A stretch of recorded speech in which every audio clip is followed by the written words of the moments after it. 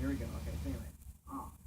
Basically, I asked him, dude, how do you guys do this? The person who ever came over to my house. I was like so thankful because I only was actually over in my house. Well, technically, we're in the woods by my house, but I was gonna call it my house. Okay, whatever. So anyways, again, I was hyped about that, but I was really fucking, he literally just saved my ass. I could have probably been brain dead for the rest of my life in that fucking fall. Who would have thought?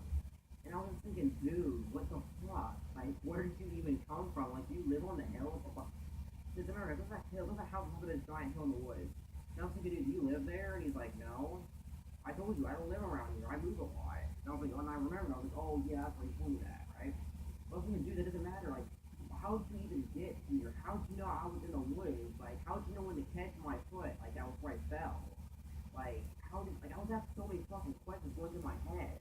And he wouldn't answer. He would just simply say, are you alright? Over and over. Until I would start asking him questions. And finally I just forgot all my questions and just said, yeah, god damn, thanks, you know? You wanna come over and meet on the parents stuff, you know? I mean, I'm kinda sick, and guys, I don't have a lot of friends that come over to my house, right? So that was kinda new to me. And you know, I wanted to finally show off to my parents, you know, I actually got a friend that's coming over my house, so I was like really proud of it, you know? But again, he said he couldn't come over, he said he had to go do something. But he showed me back where my house was. Again, I got kind of lost. I've been in that woods for like 2 years or one when I'm there. Like I would go there like when I'm like on weekends to hang out and stuff. But anyway, yeah, he showed me back to my house. Once I got to my backyard, like you know, like, my back nowadays my back door is actually boarded up. Back then actually was not boarded up like it is nowadays. But anyways, I came into my kitchen back door and I didn't say anything of it. All right, he had to go. I respected that. But anyways, this is like the second time he saved my ass. First time in Call of Duty. Second time was when I lost my agenda.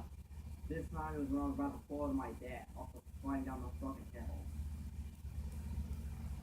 And plus, he even was willing to get rid. I was gonna say get rid of him, right? And this is the point where things got twisted, alright? This is when Arman, I think, and I kind of got to know him a lot more over here. Like, Arman would tell, like, I always ask Arman, like, how is your house? Like, we never seen his house, right? And Arman would always tell me stories of recess. Tell me these weird things, like, about how, like, I guess, just weird. It was hard, like, he would tell me what he thought of life and what he thought of death. He would tell me things of betrayal. He said that in his old school, I guess, people would betray him. And that sometimes he got to the point where they'd even try to kill him. Like when the teacher wasn't looking, trying to slit his throat under when he had his head down on his desk sometimes. And shit like that, basically, right? It was just very weird stuff. He told me a lot. So basically, he told me stories a lot of betrayal, loss, death. He told me all kinds of things that make you want to get angry and kill a person, kind of thing. He'd tell me why he is, why he is. No, that to do like I get you like being stiff and shit like that, dude. But why do you have to get so extreme, right? And that's kind of when he sat me down and kind of explained to me why he is what he is when it comes to lust for revenge. He always said he thought of life as simply, if you wrong him, he'll wrong you tenfold. Even if it means taking the life of one of your family. Like, you might, again, if we were like in, like, well, right now, years went by, we were like in 4th grade. But still, like, 4th grade, you shouldn't be thinking like that, alright? And this is 2012, alright? So kids wasn't thinking like badasses like we are nowadays. Because nowadays, if your kid's like in that young talking about that, it's completely normal. But back then, 2012, guys, that was completely weird to hear about. That is, I guess, what got me into more or less just killing games. He got me into playing Call of Duty. Just stuff. He hyped it up. Every story he told of witnessing somebody's family die from another man's hand. It's so he gave us sort of feeling of hype. Like, it gave you a good adrenaline rush in a way. As he told these stories of how he witnessed people kill his family, like kill his uncle and stuff. And he had told me that, he said that his brother had played the guitar professionally, actually, and that he literally had his like neck slit just because of the fact that he played a song that these guys didn't like. These guys kept telling him one day that if you play the song, we're gonna fucking kill you. Well, he's like, well, I guess his dad's brother was like, well, fuck you then. When his dad told him, and then I guess the next day he had found out that his uncle's neck had been slit in his sleep. and the guys were never caught. They don't, and they can't really prove it was the same guy. So we can already see it was. But anyways, after he telling me a story, I was thinking to myself, it was kind of a sense of sympathy, but at the same time, it was a sense of like thrill, like dude, this guy's living it like that half, like. And the fact that I was his best friend, honestly, I'm the best friend of a badass. That's, the guy clearly was obsessed with murder. The fact that this guy was awesome about it, like, he sounded like he was awesome as shit. And keep in mind, swag was not a thing back then. Okay, since the 12, swag was not a thing. There was no swag memes. There was no thug life shit. There was none of that. Of those bullshit memes, okay? This guy was original. This guy is what gave you the meaning of the word savage. He is the original savage. The original badass. Whatever you want to call him, this guy was the original. He is not that everyday meme you see on YouTube or on Twitter or on Facebook or not. Okay, this guy was the original. He was started the whole thug life memes and shit. And anyways, he had said that he had a brother named Nathaniel, and I guess he had been killed in a very bad neighborhood. Like, that I actually know, even after so long, I still remember the name of that neighbor he told me it was. But he was originally from a place called Akron or whatnot, Ohio. And basically, his brother Nathaniel was killed. But anyways, that's not backstory about Armin, basically. Okay, so let's back to Prince, right? So after finally seeing him back in school, Armin was acting a little weird. Like, I noticed when the army were coming in, get breakfast and shit, and sit down and get our names signed and stuff on the board. Everybody was staring at me and Armin. I realized. Well, I feel as though they were staring at Armin too. They were staring mainly at me. They were giving us a stare, like, and they were kind of laughing. They're kind of just like giving me that mean ass stare, like, what the fuck are you? Who the fuck are you talking to, dude? You fucking dumbass. And like. And then Miss Mark came up to me and she's like, it's like, Marquise, you're not supposed to sign your name 2 times. You know that, right? And I'm like, I didn't sign my name 2 times. Are you fucking blind, bitch? Well, I didn't say that, but I wish I would have now. I was looking back at it. But yeah, she said that I can't be signing my name 2 times in a row. I can sign my name 1 time and I sit down. So I swear to God, I never signed my name 2 times. I only signed it once with the legal deal. I don't know why everyone kept saying I signed my name 2 times. Armin signed his name, and then she accused me of signing me of my own name 2 times in a row.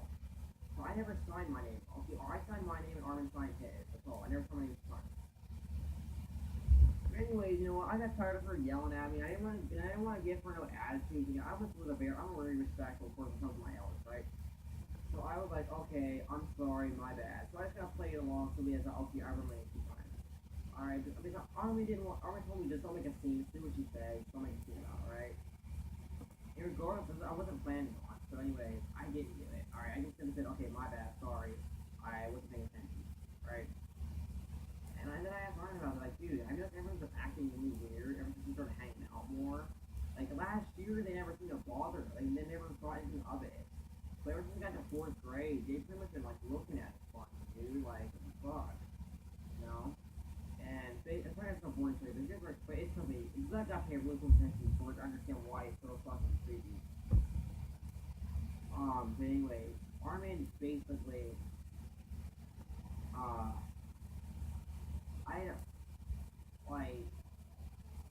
okay, so, now this part of the story, guys, is gonna get really creepy, alright? Now, this happened, this is like one of my last physical times I physically saw Armin with my own eyes, not besides being off camera or one, alright?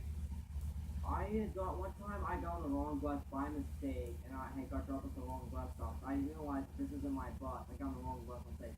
Because I was wondering why I didn't recognize the bus driver. I guess I got on the bus too early. It wasn't my bus.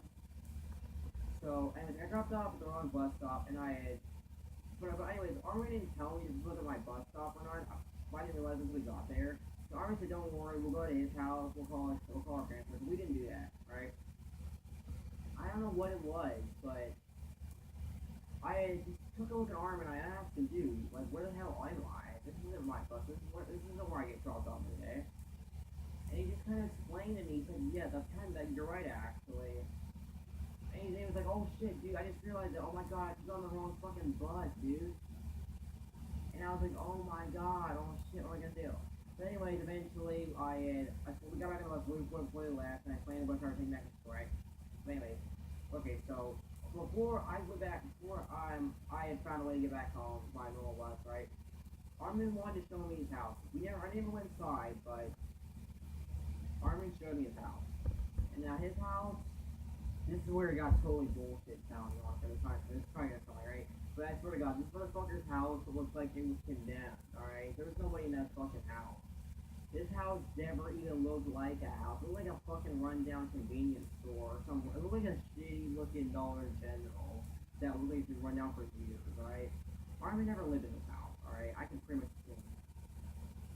And I asked Armin about this, like, so this is where you live now? What happened to your other house? What happened to your house, bro? Why is it all shit looking? Well, I didn't say that again, but you guys know what I'm trying to say. And he had told me that's right, this is my house, there's nothing here. There never was anything here. I thought you by now, Marquise, would realize that, but there's nothing here. I was gonna tell you this sooner, but there never was here. I never was here with you. I'm here for you, but I don't exist without you. I legit don't. And he wasn't saying this in a way to be gay or like he was trying to come on to me or anything. He was telling me this in a deeper meaning. Like he told me his existence was entirely for me. He was made for me, you know. Because at the time when I met Armin, I didn't have any friends with it. I still kinda don't really, but Armin told me he never really was around with it. Like he finally confessed something. He told me that every time Miss Moore told me that I had signed it 2 times because he never signed his name. That desk that she said was abandoned spot that was next to me, that was never his desk. He had followed me, I guess, like he said. Because what had happened was there used to be like an old laundromat that used to cross the street, like basically just diagonal across the street from my house, basically with a giant abandoned building. Nowadays there was just an abandoned field. So I guess one day when I walked past that laundromat, Armin had said that he had saw me be there. And he had followed. And so for the past like 3 years, I never realized that. Nobody told me anything. Nobody even referenced the thought of Armin not being able to live.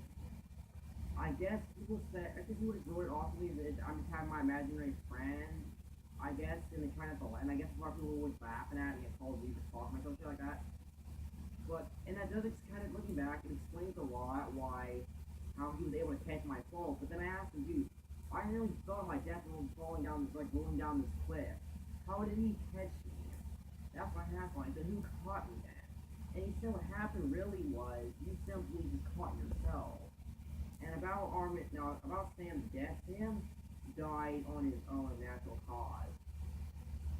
He said when Sam died, that was kind of my own doing. He said what had happened was, I had made Sam kill himself with stress. So the whole time I thought I saw Sam pretty much kill Armin, that was actually my doing. I did not think I killed him. I did not kill Sam, okay? I killed Sam by making him want to kill himself. I made him commit suicide. Alright, so that's what happened there. So, I'm just gonna say for example, okay, I'm just gonna basically in my own terms say I was the reason Sam died. Armin that was not there to kill Sam, that was my doing.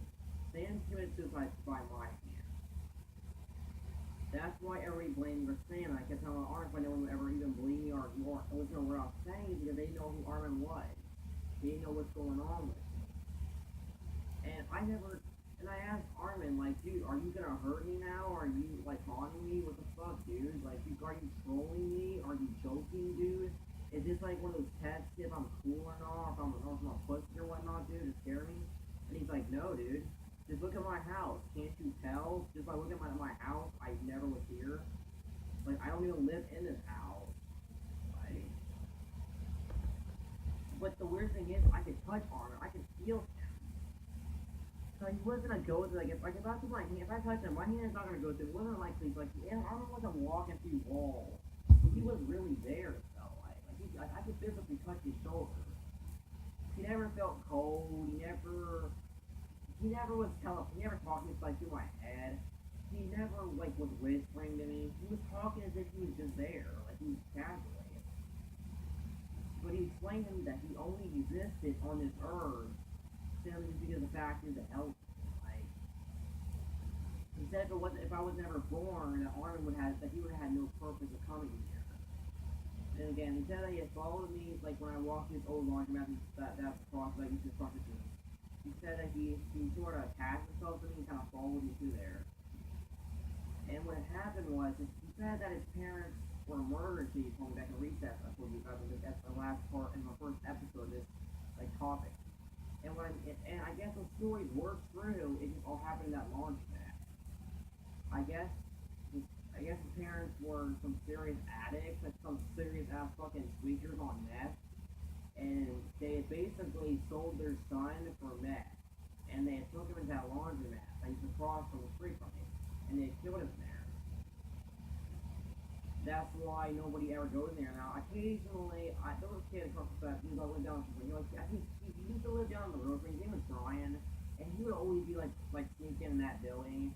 And I don't always ask him what's inside. He always say there's nothing but a bunch of mess. It smells really bad. He said. And at least now now looking back, I know why he said it smelled in there. It was because I guess that's the fungus of the corpse of the alarmist. And then afterwards, once I got home, I wasn't scared of him, even though he told me that he literally was a fucking ghost, I wasn't scared for whatever reason. I was actually okay with it, because I don't have much friends anyway, so for actually, I would have to be considered cool for actually having a dead friend, like, what kid do you know could say you have a ghost as a fucking friend, right? And then you can actually prove it. That was the cool thing about it. And the fact that he only was there just for me, like that's all he cared about was just me. Making sure I was getting somewhere safe and getting that away. And like, it means a lot to me, and I thank him for that. Before I got back on my bus, on my original white bus I should have went on, that I didn't go on by mistake. Before I went back to my original bus stop when I walked home with him, I had told him thank you for everything he's done for me, pretty much. And I just asked him one more last question. One time, okay, what was I going to ask that? I know it was a really deep question. I just asked him, like, dude, like, if you're dead, do you ever think about, leaving, doing your own thing? And he said no. He should have just said no. He said he hates his parents for what he let them people do to him in that building, and then he's never gonna come back, and he's never gonna move on. He said that he would have suffered on Earth and have to move on knowing that they're in his presence. That he hates them. That wherever they are in hell, if they're still alive, that he hates them. And he told me that if I'd ever happen to meet his fucking freaked out parents, to tell them that I met your dead son, that he hates your fucking guts. And that was the end of it. That was my time last in Armin for a while. At least until later in life. Like, I'm not gonna lie, I still see Armin once in a while. Crazy, son. I don't feel about it, But again, guys, this channel grows so crazy in life. And when I get older, I want to come back, I want to look at this video. I just want to see, just look back at this and remind myself just what had happened that I never realized was going on. And like so many years went by now after the road, I never realized it. So yeah, guys, not all ghosts are necessarily out. If you do believe in ghosts or not, whether you guys believe in ghosts or not, the fact is, guys, not everybody's out there to get you. Even though they can appear evil, they're not always out there.